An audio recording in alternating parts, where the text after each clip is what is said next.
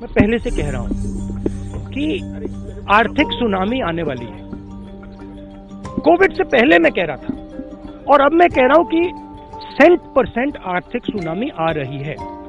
और मैं सरकार से कह रहा हूं, हर रोज कह रहा हूं कि आप प्रिपरेशन करना शुरू कर दीजिए। सरकार कोई प्रिपरेशन नहीं कर रही है, बस मतलब वही यहाँ पे वही अपने उल्टी सीधी बातें करते रहते हैं।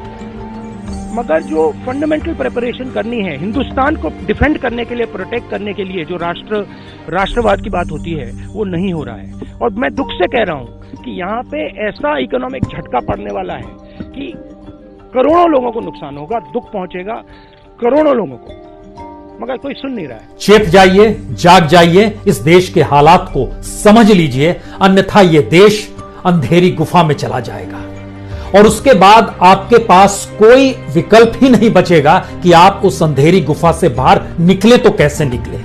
चाहे वो शिक्षा का क्षेत्र हो, चाहे हेल्थ सेक्टर हो। इतना ही नहीं, जो असंगठित क्षेत्र की स्थिति है उससे बुरी स्थिति इस देश में सरकारी कर्मचारियों की भी हो सकती है।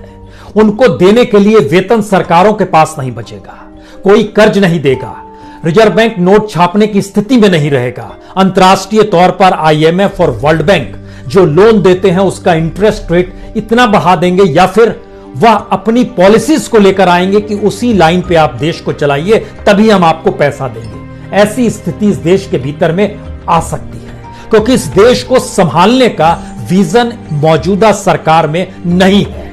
यह बेहद कड़े शब्द हो सकते हैं कि एक चुनी हुई सरकार के बारे में इस तरह का वक्तव्य दिया जा रहा हो और हम कह रहे हैं कि यह सरकार इस देश को चला पाने की स्थिति में नहीं है, क्योंकि इस वक्त जो GDP के आंकड़े आए हैं वो चौंकाने वाले नहीं है, सबसे ज्यादा त्रासदीदायक है।